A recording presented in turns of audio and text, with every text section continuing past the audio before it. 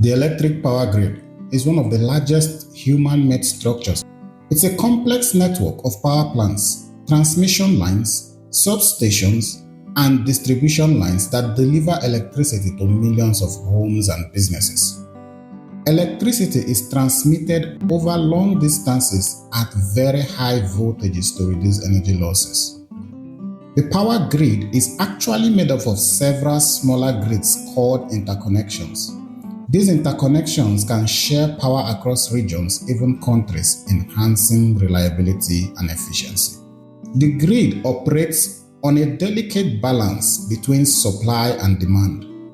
Power plants must constantly adjust their output to match the amount of electricity being used at any given moment.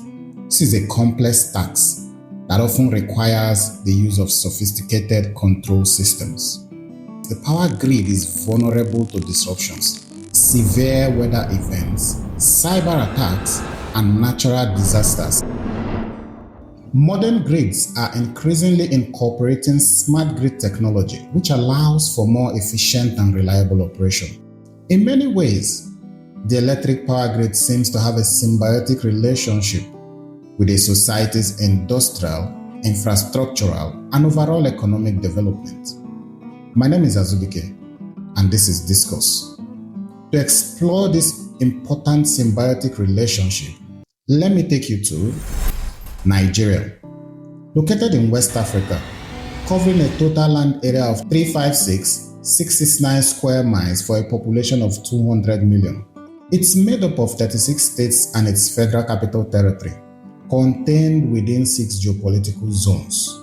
Nigeria operates a single national grid, which comprises of its generation, transmission, and distribution systems.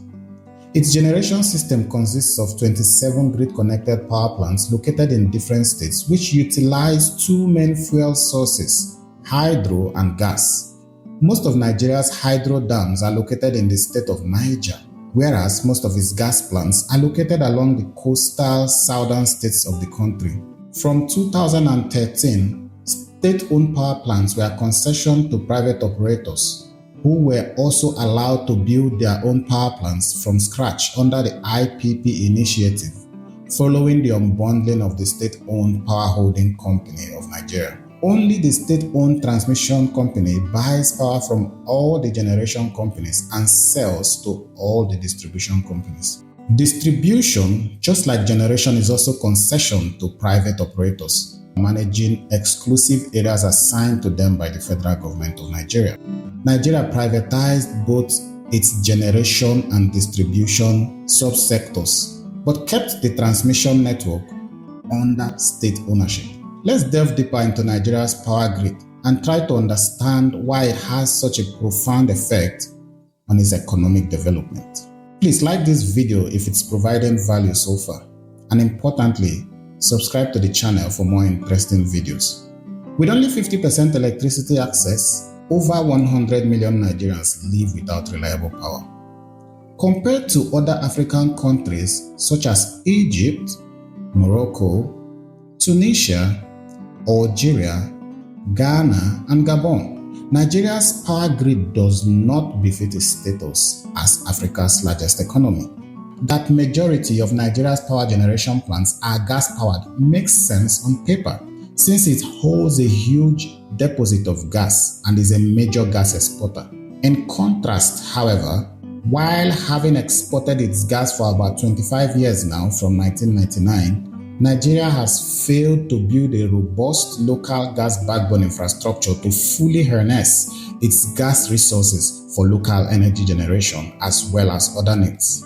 As at December of 2023, only 5 gas plants out of 23 were operational with proper gas supply agreements in place. The challenge of gas supply insecurity has led to avoidance of the sector by potential investors.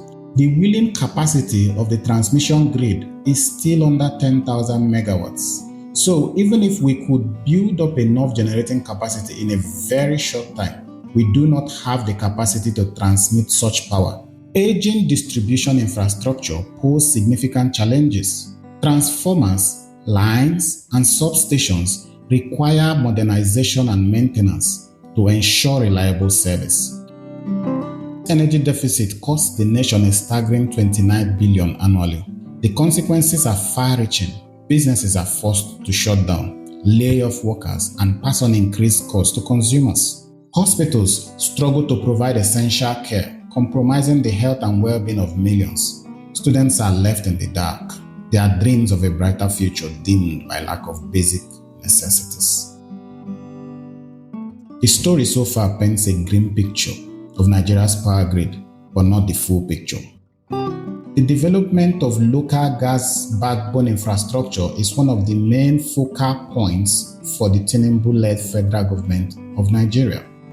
Looking at the map, we realize that all the thermal plants are located in the south of the country, leaving vast swaths of the country unserved. This is set to change as the government in 2022 embarked on an ambitious pipeline project, the Ajaokuta-Kaduna-Kano gas pipeline, which will run from the gas station in Ajaokuta through Abuja all the way to Kano. With its completion, investors will begin to build power plants in the northern states and further diversify and strengthen the nation's energy supply infrastructure. The AKK pipeline, as it's fondly called, will not only supply natural gas for power generation, but also act as a pivotal source of upcoming CNG and LNG development projects in the northern part of the country. This will come with massive employment opportunities and remarkably boost the nation's economy. Imagine a Nigeria where power outages are a distant memory. Businesses flourish, industries expand, and families have the energy they need to thrive. This isn't just about electricity. It's about unlocking Nigeria's true potential. The challenges facing Nigeria's power grid are significant, but the potential for improvement is immense. By investing in infrastructure, embracing renewable energy, and leveraging technology, Nigeria can build a more resilient and sustainable power system that supports its growing economy and that improves the lives of its citizens.